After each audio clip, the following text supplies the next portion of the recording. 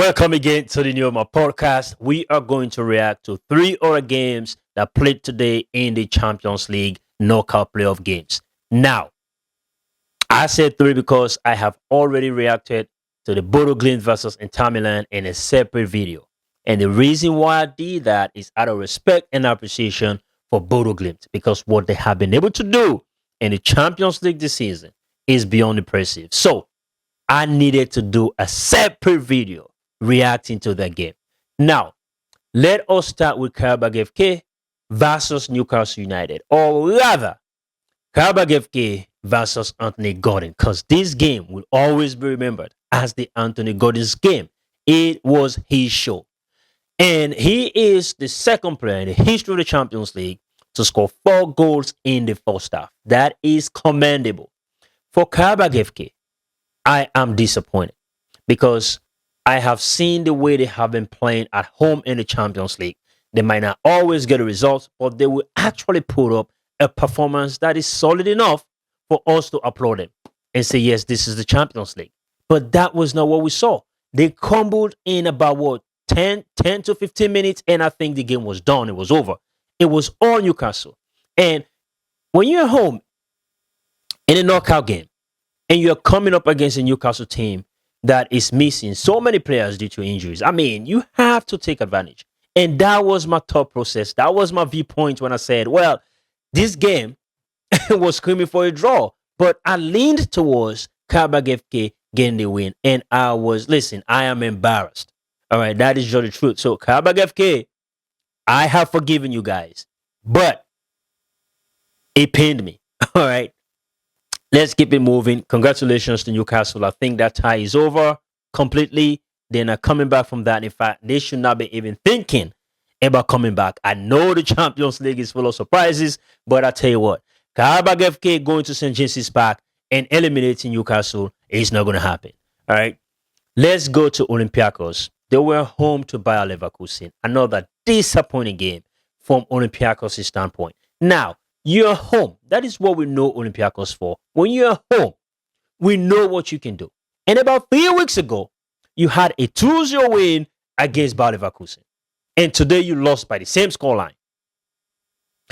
I don't understand what the performance was, but it was completely poor.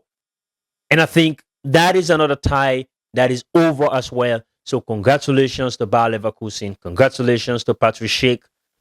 Good brace. And the goals were just so beautiful. The composure, the finish, the calmness, and all of it. So I would say bye-bye Qarabağ FK and bye-bye Olympiacos. I don't think those two teams will come back from that. Now, Club Brugge. Let's go to Belgium. I would say congratulations to Club Brugge, and here's why. Of course, the game ended 3 apiece. But Club Brugge had to come from a 2-0 deficit and they level things up. And it went down again by a goal. And they had to score again in about the 90th minute to get a point. And to do that against an Atletico Madrid team is not easy. And if you watched my preview, I said Club Brugge is a very good attacking team. Very good attacking team, right? And I gave that to them. But on the contrary, I said Atletico Madrid is a team that knows how to keep it compact. They know how to keep it tight. So I didn't expect Atletico Madrid to concede 2 goals when they were leading 2. And worst of it all, to just lost the lead in about the 90th minute. Because that is not what we know Atletico Madrid for or Diego Simeone. Because Atletico Madrid can just score 1 goal and it is game over. And they will win. All right? They will win by defending. So they were not able to do that. So I think credit goes to Club Brugge for that. They show that they have a fighting spirit, all right? And that is a spirit. If they take that to the Metropolitano, I think it's going to be a problem for Atletico Madrid. So this tie is wide open, completely. Anything can happen. And especially, like I said, that is a very good attacking team. So if they go there, they're going to go first. Then there is enormous pressure on Atletico Madrid to come out and try to play. And who knows, if you are playing against a team that is full of confidence and that is just one game from making it to the round of 16, all right? And I think it doesn't matter, or it shouldn't matter, whether you're home or you're away. if you're willing to give it your all, I think you're able to put up a performance that could perhaps get you a win. And again, it is a Champions League. It is full of surprises.